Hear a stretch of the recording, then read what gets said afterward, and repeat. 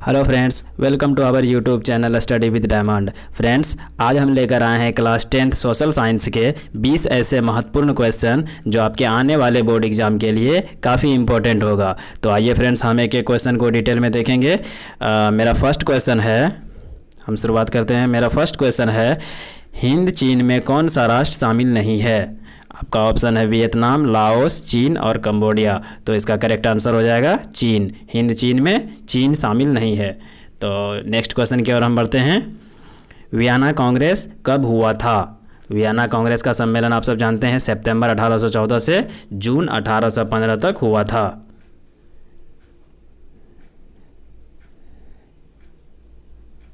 सितंबर 1814 से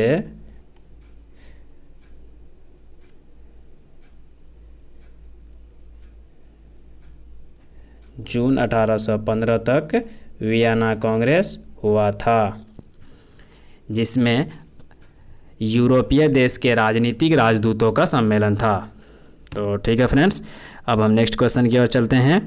भारत में गदर पार्टी की स्थापना किसने की थी? आपको ऑप्शन दिया गया है गुरुदयाल सिंह, चंद्रशेखर आज़ाद, भगत सिंह और सोहन सिंह भाखना। तो आपका इसका करेक्ट आंसर हो जाएगा सोहन सिंह भाखना। गदर पार्टी की स्थापना अमेरिका के सैन फ्रांसिस्को में 1913 यानी 1913 में अंग्रेजी साम्राज्य को ख़त्म करने के उद्देश्य से किया गया था। वैसे गदर पार्टी की स्थापना में और भी लोग शामिल थे फ्रेंड्स, जैसे कि लाला हरदयाल, सोहन सिंह भाखना, केसर सिंह, संतोख सिंह और बहुत सारे लोग शामिल थे। तो आपको ऑप्शन के अकॉर्डिंग इनमें से सोहन सिंह भाखना और करेक्ट आंसर हो जाएगा। तो चलिए फ्रेंड्स, हम नेक्स्ट क्वेश्चन की ओर चलते हैं। द्वितीय महायुद्ध के बाद यूरोप में किस संस्था का उदय आर्थिक दुष्प्रभाव को समाप्त करने के लिए हुआ था? तो आप सब जानते हैं इसका यूरोपीय संघ इसका आंसर हो जाएगा, करेक्ट आंसर हो जाएगा। यूरोपीय संघ को समाप्त करने के लिए हुआ था। हम नेक्स्ट क्वेश्चन की ओर चलते हैं। मेरा पांचवा क्वेश्चन है, नरोत्तम सिंह अनूप किस देश के शासक थे? तो आपको आंसर बताना है Vietnam, Laos, Thailand, Cambodia. Cambodia के पूर्व नरेश नरोत्तम सिंह अनूप का निधन 89 वर्ष के नरोत्तम सिंह नूक ने 60 वर्ष तक यानी 60 साल से अधिक समय तक कंबोडिया में महत्वपूर्ण भूमिका निभाई थी। तो इसका जाहिर सी ये बात है कि इसका आंसर कंबोडिया ही होगा।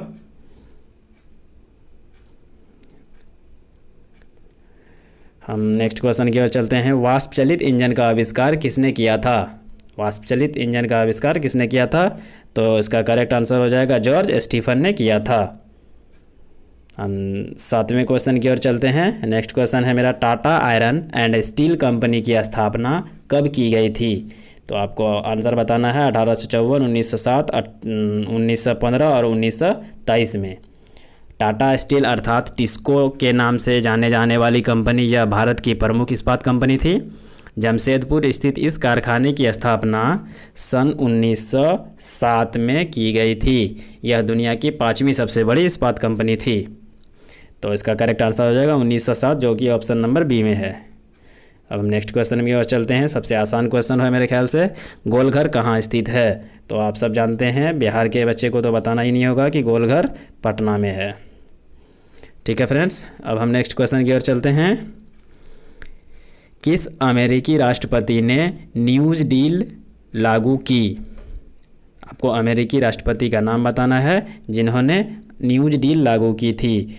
FD रूजवेल्ट, जो कि ऑप्शन बी में है। FD रूजवेल्ट ने न्यूज डील लागू की थी, अमेरिका के राष्ट्रपति थे ये। अब हम अगले क्वेश्चन की ओर चलते हैं।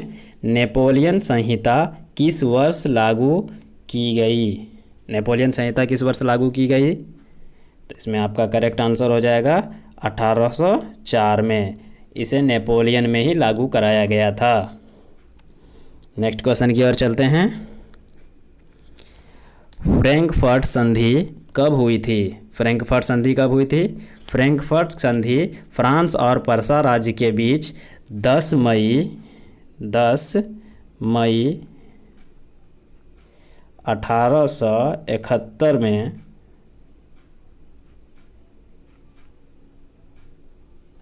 1871 ईस्वी में हुई थी, 10 मई 1871। तो इसका करेक्ट आंसर क्या हो जाएगा? Option D.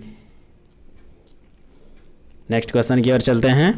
कार्ल मार्क्स का जन्म कहाँ हुआ था? तो कार्ल मार्क्स का जन्म कहाँ हुआ था? हिस्ट्री का क्वेश्चन है ये, आप सब इसका आंसर जानते भी होंगे। जर्मनी में हुआ था कार्ल मार्क्स का जन्म। तो कार्ल मार्क्स का जन्म जर्मनी में हुआ था, और कब हुआ था? आपको अगर डेट पूछ लिया जाए तो आप बताएंगे 5 मई 1818 में जर्मनी में हुआ था। तो हम अगले क्वेश्चन की ओर चलते हैं। मेरा 13 नंबर क्वेश्चन है, 1991 में निम्न में से कौन अस्तित्व में आया? तो आपको जो ऑप्शन दिया गया है इसमें से बताना है 1991 में कौन बना था। जी गेट, WTO, नई आर्थिक नीति, इनमें से कोई नहीं। तो जैसा कि इसका आंसर आप लोग जानते भी होंगे मेरे ख्याल से, इनमें से कोई नहीं इसका सही आंसर हो जाएगा। अब अगर बात करें हम गेट की, GATT गेट की, तो क्योंकि गेट का स्थापना जो है वह 1948 में किया गया था। वैसे गेट को हम पहले ITO नाम से भी जानते थे। पहले हम गेट को ITO नाम से जाना जाता था, जिसकी स्थापना 1947 में हुआ था। इसकी स्थापना 1947 में हुआ था, और इसका नाम 1948 में गेट कर दिया गया। ठीक है, गेट नाम से हम इसे 1948 से जानते हैं।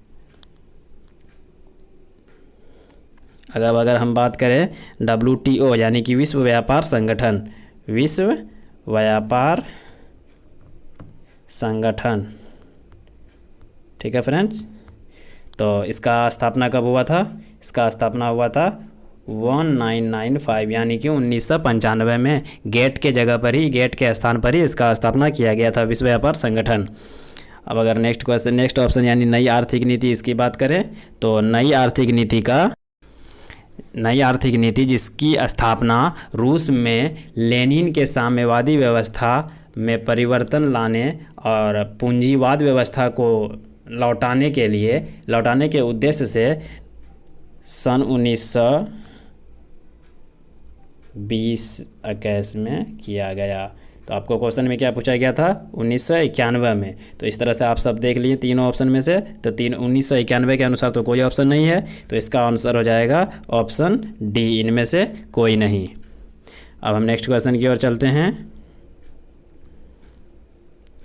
नई आर्थिक क्रियाओं में कौन सा प्राथमिक क्षेत्रों से संबंधित नहीं है? क्वेश्चन को गौर से पढ़ेंगे, नहीं है पूछा गया है। ठीक है, तो इसमें से आपका आंसर हो जाएगा बैंकिंग नहीं है। प्राथमिक क्षेत्र में से मत्स्य पालन, खनन और वन है, लेकिन बैंकिंग नहीं है। हम नेक्स्ट क्वेश्चन की ओर चलते हैं। जमशेदपुर, दुर्गापुर, भिलाई और सलेम किस उद्योग के केंद्र हैं? तो आपको बताना है किस उद्योग के केंद्र हैं। आयरन एंड स्टील, आयरन और स्टील के केंद्र हैं। नेक्स्ट क्वेश्चन की ओर चलते हैं। प्रति व्यक्ति आय का आशय है, क्या है? प्रति व्यक्ति आय उस आय को कहा जाता है जब किसी देश के कुल सकल घरेलू उत्पाद को जब उस देश की उस वर्ष की मध्यविधि की जनसंख्या से विभाजित किया जाता है।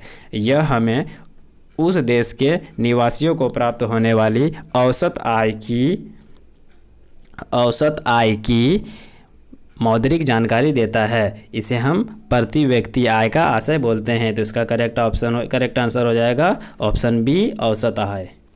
ठीक है फ्रेंड्स, अब हम नेक्स्ट क्वेश्चन की ओर चलते हैं। क्वेश्चन नंबर 17, राष्ट्रीय विकास परिषद का गठन कब हुआ था? तो आपको बताना है राष्ट्रीय विकास परिषद का गठन कब हुआ था। 1950, 1951, 1952, 1955।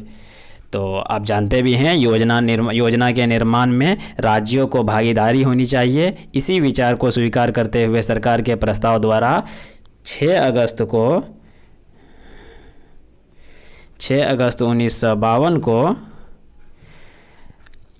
राष्ट्रीय विकास परिषद का गठन किया गया था। तो इसका ऑप्शन सी करेक्ट हो जाएगा। अगर आपको डेट के साथ पूछे तो 6 अगस्त याद रखेंगे, अन्यथा आप 1952 ऑप्शन में देख के मार सकते हैं। हम नेक्स्ट क्वेश्चन की ओर चलते हैं। ये भी बहुत आसान क्वेश्चन है। बांग्लादेश की मुद्रा को क्या बोलते हैं? बांग्लादेश की मुद्रा को टका बोलते हैं। बात करें अगर रुपया की, तो रुपया आप वो जानते हैं, इंडिया में भी बोलते हैं, पाकिस्तान में भी बोलते हैं, श्रीलंका में भी बोलते हैं, नेपाल में भी रुपया कहा जाता है। डॉलर की बात करें तो अमेरिका में इसे डॉलर कहा जाता है, और भी बहुत सारे कंट्री हैं। तो इस तरह से हमको पूछा गया है बांग्लादेश की मुद्रा, जिसको हम बांग्लादेश की मुद्रा क्या है? टका है, जो ऑप्शन डी में है। हम नेक्स्ट क्वेश्चन की ओर चलते हैं। राष्ट्रीय आय का अर्थ है, क्या है राष्ट्रीय आय का अर्थ?